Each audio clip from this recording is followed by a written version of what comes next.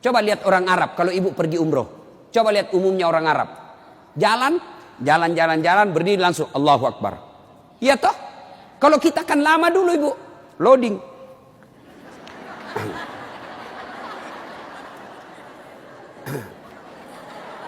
Allah. Duduk. Saya tanya, kenapa tidak jadi sholat ibu? Saya lupa sholinya. Boleh tidak ucapkan. Mau ucapkan silahkan. Sholli sunnatal duha. Raka'ataini lillahi ta'ala. Saya niat sholat sunnah duha. 2 rakaat. Sunnah hukumnya bagi saya lillahi ta'ala. Allahu Akbar. Tuh. Nggak hafal juga itu Ustaz. Ambil jalan pintas. Berdiri tegak. Menghadap ke kiblat, baru ibu bilang begini, Tuhan, sholat sunnah duha ya, Allahu Akbar. Boleh, benar boleh bu. 2 rakaat berikutnya ulang lagi, Tuhan masih seperti yang tadi, Allahu Akbar. Boleh, benar. Daripada ibu nunggu bahasa Arabnya, ndak hafal, ibu ndak sholat. Itu sholat duha ibu. Hei bu, suami pergi cari nafkah. Anak sudah pergi sekolah. Ibu sholat duha. 2 rakaat salam, 2 rakaat salam, 2 rakaat salam, 2 rakaat salam. Boleh 2 rakaat. Bagus 4 rakaat. Lebih utama lagi 6 rakaat. Lebih mulia lagi 8 rakaat. Boleh 2? Boleh. Kalau ibu sibuk 2 aja boleh. Bacaannya sama sholat sunnah yang lain. Nggak hafal banyak ayat-ayat Ustadz. Ya sudah yang ibu hafal aja. Kul-kul, ya sudah kul-kul aja. Rakaat pertama kul huwallah. Rakaat kedua kul huwallah lagi. Tidak apa-apa. Bahkan boleh begini bu. Allahu waladhdallin amin. Bismillahirrahmanirrahim. Alif lam mim. Allahu Akbar. Boleh. Rakaat kedua. Waladhdallin amin. Bismillahirrahmanirrahim. Yasin. Allahu Akbar. Boleh. Benar boleh. Jelas. Selesai sholat duha, ibu duduk menghadap kepada Allah, mengadu kepada Allah, ya Allah yang maha kaya. Tiadalah datang rezeki tanpa pertolongan dan bantuan. Engkau yang mengatur rezeki suami saya. Suami saya datang pergi menjemput rezeki ya Allah. Jika rezeki suami saya masih di atas langit, turunkan ya Allah. Jika masih dalam tanah, munculkan ya Allah. Jika masih jauh, dekatkan. Jika masih sedikit, cukupkan. Dan yang lebih penting ya Allah, berkahkan. Doa tidak harus bahasa Arab. Banyak orang selesai sholat, baca doa. Tapi dia tidak tahu apa intinya doa. Doa itu tidak harus bahasa Arab. Nih rezeki saya. Belum sholat duha ini sudah keluar. Langsung 2, ada pula rotinya. Masya Allah ya. Coba ibu. Doa, dengar bu. Doa tidak harus bahasa Arab. Doa itu kalau bahasa Bugisnya mapaletu. Bahasa gaulnya curhat. Silakan ibu curhat. Bahasa hati. Bukan bahasa Arab. Ibu bahasa Arab belum lagi salah ucap. Nggak ngerti apa yang ibu baca. Malaikat bingung. Apa maksudnya ini ibu ini? Apa maksudnya ini ibu? Mau minta rezeki ternyata doanya apa? Minta anak. Bingung kan malaikat. Jadi boleh bu, ya Allah, bukakan pintu rezekiku ya Allah. Mudahkan suamiku memperoleh rezekinya ya Allah. Sudah itu SMS suami. Bang, jangan menghalalkan segala cara. Baru aja aku doakan abangku selamat dalam mencari nafkah. Salam sayang selalu dari istrimu di rumah. Senang itu. Saya ibu, itu istri saya. Kalau dia SMS begitu, saya kasih lihat semua temanku. Istriku ini SMS-nya. Coba. SMS begitu suaminya bu. Jangan galau bang. Jangan putus asa bang. Rezeki Allah yang tentukan. Selama abang berusaha, rezeki itu ada. Pun kalau terbatas, percayalah saya tetap setia mendampingimu. Pernah SMS begitu suaminya? Paling SMS-nya bang, jangan lupa singgah beli gas ya. Yuk, sholat duha. Saya banyak dosa Ustaz. Saya perempuan hijrah. Dulu banyak betul maksiat saya lakukan Ustaz. Masa muda saya suka gaul. Masa muda saya selalu ke tempat hiburan malam. Masa muda saya selalu maksiat. Allah jelaskan, wala tai'asu mir rauhillah. Bu, jangan putus asa. Ibu jangan putus asa. Besar dosamu tapi ampunanku jauh lebih besar. Gimana caranya? Yuk sambut dengan salat sunat taubat. Gimana salat sunat taubat Ustaz? Sama salat tahajud, sama salat duha, cuma beda waktu, beda niat. Kalau duha pagi hari, salat taubat boleh pagi, boleh, tapi waktu paling bagus yang dilaksanakan Nabi selesai salat maghrib nunggu isya. Jadi ibu ndak ada kegiatan nih, sudah maghrib, datang ke masjid, nunggu isya, ndak usah pulang, nunggunya salat taubat 6 rakaat. 2 rakaat salam, 2 rakaat salam, 2 rakaat salam, 6. Boleh 2, boleh. Salat taubatnya, niatnya, sholli sunnatal taubat raka'ataini lillahi ta'ala. Saya niat salat sunat taubat 2 rakaat, sunnah hukumnya bagi saya lillahi ta'ala. Allahu Akbar. Baca doa iftitah, baca Al-Fatihah, baca surah pendek, ruku, itidal, sujud, dan seterusnya. Kapan taubatnya Ustaz? Sujud terakhir. Sujud terakhir. Ibu taubat. Ya Allah. Tadi saya hilap ya Allah. Di kantor saya hilap. Dia pegang tanganku, bosku. Dia remas-remas jari-jari itu ya. Aku pun membalasnya ya Allah. Akhirnya beremas-remaslah kami ya Allah. Ya Allah saya hilap ya Allah. Maafkan saya Allah. Rabbana la tusik qulubana ba'da is hadaitana wa hab lana min ladunka rahmah. Ya Allah saya hilap ya Allah. Ampuni saya. Jangan engkau palingkan hati hamba. Jangan engkau sesatkan hati hamba setelah engkau berikan hidayah ya Allah. Ampuni saya ya Allah. Allah ampuni. Yang penting tobatnya tobatan nasuha. Jangan tobat ibu hamil. Ibu-ibu masih ingat waktu hamil? Melahirkan. Ingat waktu melahirkan? Tidak mau lagi saya Pak. Tobat. Hancur saya Pak. Tidak mau lagi saya. Terakhir ini saya hamil. Terakhir Pak. Tidak mau lagi saya hamil. Terakhir tidak mau lagi. 6 bulan kemudian. Hamil lagi. Ya. Nah. Banyak jenis-jenis sholat sunnah. Tapi lain waktu kita laksanakan. Lain waktu kita lanjut. Pertama dirindukan surga, dirikan sholat. Yang kedua, kata Nabi, wasyamu Ramadan. Berpuasalah di bulan suci Ramadan. Alhamdulillah, tuntas puasa Ramadan. Tapi jangan puas sampai di situ Bu, maka kita lanjutkan dengan puasa Senin Kamis. Ya, puasa yang paling baik, puasa yang tidak pernah ditinggalkan Rasulullah, puasa Senin Kamis. Bu-ibu nih yang agak lebih berat badannya. Bukan gemuk, cuma perbandingannya kurus. Bukan. Orang bilang, Ustadz kurus betul. Bukan kurus, kamu yang gendut. Yang lebih-lebih berat badannya, yuk terapi Senin Kamis. Senin Kamis. Ibu-ibu mau sehat, Senin Kamis. Bagaimana? Mulai Kamis ini jangan pernah lagi lepas puasa. Bangun, makan sahur. Ternyata jam 9 lupa kalau puasa, makan aja. Terbiasa kan setiap pagi kita sarapan. Nah Kamis ini kita mulai. Karena kebiasaan kita bertahun-tahun sarapan, ya sarapan makan. Begitu lagi selesai, wih, Kamis. Ternyata saya puasa, lanjut. Boleh. Yang tadi 1 mangkuk, rezeki. Ibu lupa. Ternyata siang makan lagi. Weh, Kamis. Puasa. Lanjut lagi Bu. Benar ibu lupa. Lanjut. Boleh. Ternyata asar. Ada lagi kasih es cendol. Weh, saya puasa. Sudah. Rezeki ibu itu. Yang penting betul lupa. Saya sering begitu Ibu.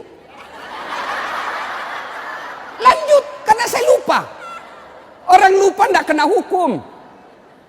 Tiba-tiba saya diajak makan coto. Ustaz coto. Namanya kita senang ditraktir. Begitu habis. Saya puasa rupanya. Tidak apa-apa. Lanjut. Boleh. Yang tidak boleh. Ibu misalnya kan. Misal. Bismillahirrahmanirrahim. Misal sudah di dalam nih. Sudah ada di dalam. baru sadar, saya puasa. Jangan bilang terlanjur, batal. Batal itu. Maka kalau dia sudah di dalam mulut, langsung ingat saya puasa, muntahkan, cuci, sah. Biar ibu 3 kali makan dalam sehari, yang penting betul-betul lupa. Begitu kan, ma makan puasa, oh iya nak, sah. Coba ibu besok, mulai hari Kamis ini. Ternyata jam 10, jam 11 lolos, jam 12 masih bisa, jam 1 enggak tahan. Datang tetangga bawa kue, nyaman lagi. Wah, sudahlah, ya sudah buka. Dari jam subuh sampai jam 1 ibu sudah dapat pahala. Cuma sayang kalau sudah jam 2 rusak, ibu betul-betul imannya lemah. Masa sudah setengah jalan masih mau buka. Tapi pun kalau buka karena sakit, silahkan buka. Sudah dapat pahalanya itu. Coba mulai Kamis ini. Itulah yang disebut majelis taklim yang sukses. Ada perubahan tiap pekannya. Ada perbaikan tiap bulannya. Tahun lalu belum biasa Senin Kamis. Tahun ini terbiasa Senin Kamis. Majelis taklim yang manfaat. Ya, Senin Kamis. Yang ketiga, karena waktu yang sangat terbatas, ini dirindukan oleh surga. Apa itu? Menaati perintah suami. Ini yang berat ini. Taat sama suami ini berat. Bu, berat. Bu, dengar ibu. Ada pada zaman Nabi, bertetangga nih. Tiba-tiba ibu yang tetangganya ini wafat ibunya. Maka tetangganya datang. Misal nih dia bertetangga. Meninggal ini tetangganya, dia datang panggil anaknya, anak tetangga. Bu Haji, emak sampean wafat. Datanglah membesuknya. Mulai dari sakit. Mohon maaf Bu, saya tidak bisa besuk ibu saya. Saya tahu sakit, tapi suamiku keluar. Saya dipesan tidak boleh pulang, tinggalkan rumah sebelum pulang. Pulang yang utusan. Sakaratil maut sudah ibunya, datang lagi. Bu, ibu sampean sudah sakaratil maut. Datanglah kau besuk. Mau sekali, tapi mohon maaf suami saya belum pulang. Pulang lagi utusan. Wafat ibunya. Bu, yang terakhir kalinya, bumu sudah wafat. Maka mau dimakamkan, kau datanglah sekali aja sebelum dimakamkan. Apa kata ibu? Mohon maaf, suami saya belum pulang. Saya dilarang keluar sebelum pulang. Saya doakan ibu saya dimakamkan. Tidak datang ini anaknya. Marah ini utusan. Dia datang kepada Nabi melapor. Ya Rasulullah, keterlaluan betul itu tetangga saya. Mulai dari sakit, sakaratil maut, sampai wafat, dimakamkan, tidak datang besuk ibunya. Saya 3 kali datang memanggilnya, ya Rasul. Nabi kata, wih, nak durhaka betul itu. Kok bisa begitu? Kenapa bisa? Ya Rasulullah, suaminya pergi jihad, perang. Dipesan sama suaminya, jangan pernah tinggalkan rumah sebelum saya pulang. Mendengar ini, apakah Nabi marah?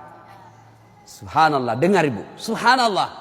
Nabi lalu bersabda, alhamdulillah, diampuni dosa ibu yang wafat karena punya anak, istri yang taat sama suaminya. Masya Allah. Kira-kira masih ada istri zaman sekarang begini? Masih ada. Baru 10 menit pergi suaminya, dia telepon temannya. Datang aja, suami saya sudah keluar. Bu, taat sama suami. Itu pintar redanya ibu masuk surga. Ibu mau tanda fungsi utama suami? Bu, halo ibu. Fungsi utama seorang suami. Ibu mau tahu? Mau tahu ibu? Jalan pintasnya ibu masuk surga. Passwordnya masuk surga. Kenapa? Ridha suami itu ridhanya Allah. Kalau ibu sudah ridhanya, suami sudah ridha sama ibu, Allah tersenyum kepada ibu. Sebaliknya kalau suami tidak senang sama ibu, tidak pernah baik hatinya suami sama ibu, percayalah, susah ibu masuk surga.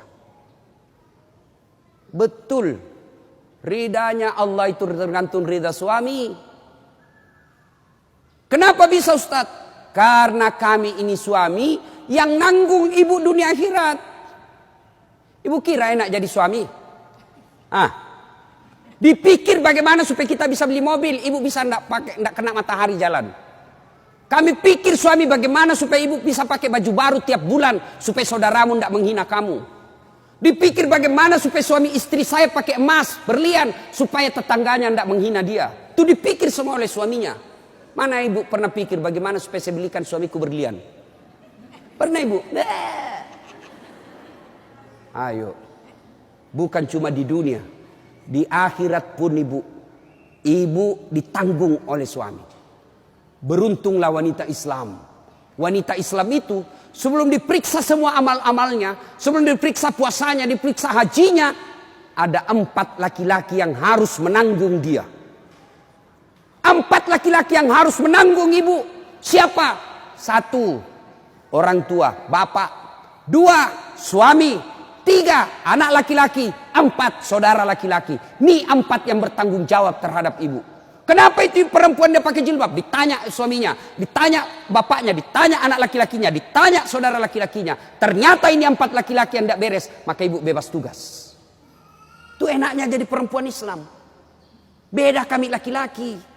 Biar kami sholat, ketua majelis ulama, hafal Quran, istrinya tidak pakai jilbab, istrinya tukang gosip, istrinya tidak puasa, istrinya tidak nutup aurat, istrinya tidak sholat. Demi Allah, ku ampusakum wa ahliku. Suamimu, nih kau masuk neraka sama istrimu. Ditanggung ibu dunia sampai akhirat. Suamiku tukang selingkuh, Ustaz. Suamiku pemabuk, suamiku tukang tipu, suamiku koruptor. Tidak ada hubungan, dia yang tanggung dosanya. Ibu kalau baik agamanya, tadkhulul jannati bisalam. Kata Nabi, nih 7 pintu surga. Ibu pilih mana yang ibu mau masuki. Tidak ada urusan dengan suamimu. Itu enaknya. Jadi ibu jangan suka ngomel-ngomel. Beruntunglah ibu menjadi wanita Islam. Supaya sekali ngeluh, suami saya Ustaz. Ini lebih parah lagi, dia curhat di Facebook. Ada juga ibu-ibu sekarang suka sekali ungkap aib suaminya di medsos. Di mana di kau? Tak kusangka kau begitu. Kesepian banget, pret. Apa yang begini? Ya, ibu taat perintah suami. Passwordnya ibu masuk surga, beda suami. Tapi kalau ibu durhaka sama suami, susah. Perempuan sekarang kan banyak yang tidak hormat sama suaminya. Ketika Nabi Isra Mi'raj kan diperlihatkan. Masuk Nabi surga, Masya Allah banyak betul penghuni perempuan. Begitu Nabi masuk neraka, na'udzubillah min zalik, lebih banyak lagi perempuan di neraka. Lalu ditanya Nabi sama sahabat, kenapa bisa begitu ya Rasul? Ada 2 kelemahan perempuan. 1, tidak bisa tahan mulutnya cerita kejelekan orang. Yang kedua, dia tidak taat dan tidak mensyukuri suaminya. Itu sebabnya. Kalau ibu pandai mengendalikan mulut tidak cerita orang, yang kedua taat sama suami, gampang ibu masuk surga. Cuman kita kan ini penyakit kita. Datang begini masih gosip tuh. Damai tapi gersang.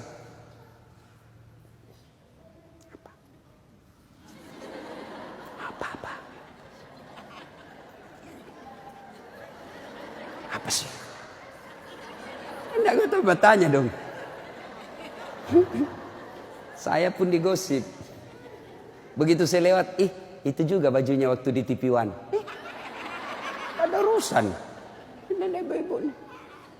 Palsu. Aku tahu. Hitam itu di gelangnya. Palsu.